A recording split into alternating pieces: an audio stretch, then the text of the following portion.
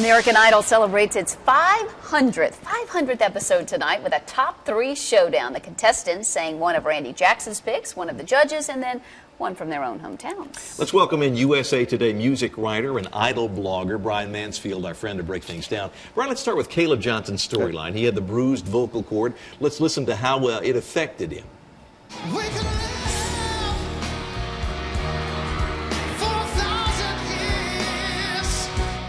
All right, what'd you think? Yeah. Well, you could hear right there on that first note, he's going for a big note, and he comes in just slightly underneath it. And you saw that a little bit throughout. It was worst in his second performance. Then by the end of the night, he's doing Led Zeppelin's Dazed and Confused. The voice is gone, and he just starts smashing the microphone stand against the stage, hoping that that sort of distracts everybody from the fact that he can't actually sing. J-Lo called it a true Idol moment tonight. Yeah, no, it was a great moment.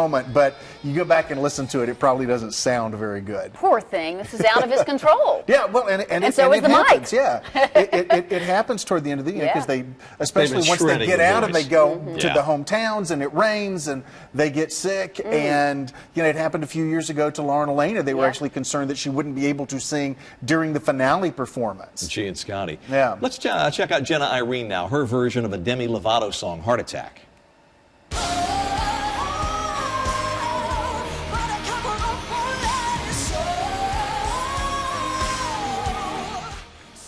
All right, this was the judge's choice for her. What'd you think? She's a real high wire act. I mean, Harry Connick kept on saying that high risk, high reward for her. Most of the stuff she got here, the mix may have been a little bit off for the TV.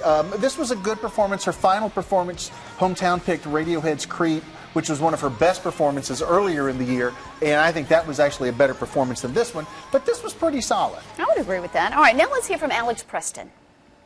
If you close your eyes.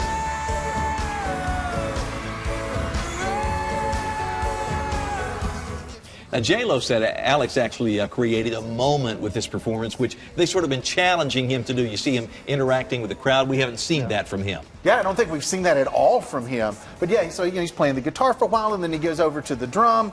And I really think that he was served best by the song choices tonight because he sang every song well. It gave him something more contemporary than the other two got, and and he just seemed to hit every one of those. I really think he's the person that won the night. The big question is, does he have enough support to ride that into the finale next week? What do you think?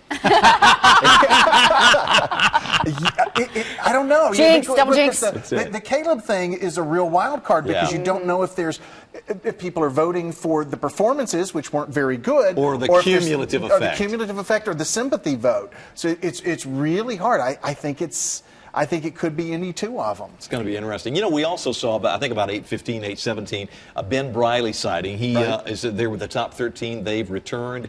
He's going to be on the show from now on, and a bunch of country music guys are going to be there, too, between now and the finale next Wednesday. That makes it fun, including Darius Rucker, also Jennifer Nettles from Sugarland. And Scotty McCreery, I think, is going to be on there tomorrow night. Well, That'd there you be cool. go. Yeah. Awesome. That'd be very All right, cool. well, we want to remind you that the Idol performances will be on Tuesday next week and the finale on Wednesday, moving up 2 days. Our thanks, as always, to you, Brian Mansfield, USA Today music writer and Idol blogger. And, of course, tune in tomorrow night, 7 o'clock, right here for the Idol Results Show. That should be very good. Got to find out who's going home.